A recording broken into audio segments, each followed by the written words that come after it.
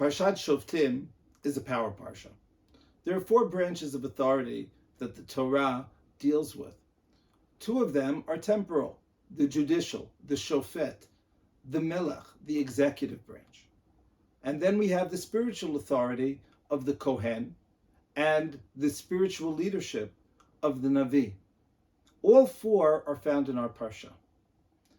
And all 4, interestingly enough, or perhaps oddly enough, are only found in Eretz Yisrael. This doesn't surprise us when it comes to the Melech. Doesn't surprise us when it comes to the Kohen. What role does a Melech have outside of his own country? What role does a Kohen have outside of the Mikdash? But it does impact, surprisingly, as well on Nevuah. We would expect Nevuah to be able to be found anywhere.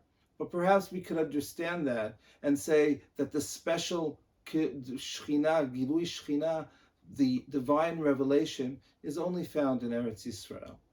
It is most surprising when it comes to that first branch, the Shofet, because here the halacha tells us, based on our pasuk that's found in our parsha, Va'alita el hamakom asher yivchar Hashem Elokecha bo, that you will go up to the place that God has chosen and go there to the Shofet and the Kohen, and Shofet asher yeh bayamim ahem, that the Sanhedrin only is active in its fullest sense in the Mikdash.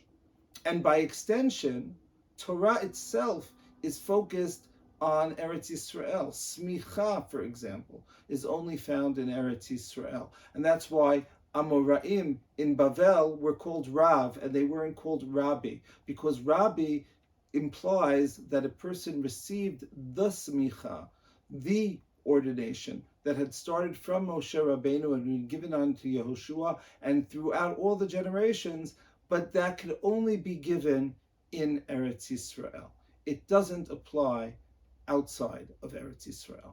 And there are several sugyot and discussions throughout Jewish history talking about the superiority of Torah in Eretz Yisrael as opposed to the Torah elsewhere. Why is this the case? So one might say that it is a metaphysical concept. Torah is, after all, the Word of God, and God reveals himself the same way that he reveals himself to the Navi. The Torah's revelation is also impacted by where you learn the Torah. Are you learning the Torah in Eretz Yisrael, or are you learning the Torah in Chutz La'aretz? But it can go one step deeper than that. Because when it comes to the Torah, we're not only dealing with the learning of Torah, we're dealing with the application of the Torah. As the Torah itself is talking about in our parsha, Ela shofet asher yeh bayamim ahem, shoftim v'shotrim titnu lecha b'chol artzecha. It is an application of the Torah into our daily lives. And the fullest sense of our daily lives can only be found in Eretz Yisrael. And as a result, the Torah itself, which is primarily educational and much more so than judicial and legislative, that educational process can only take place in Eretz Yisrael.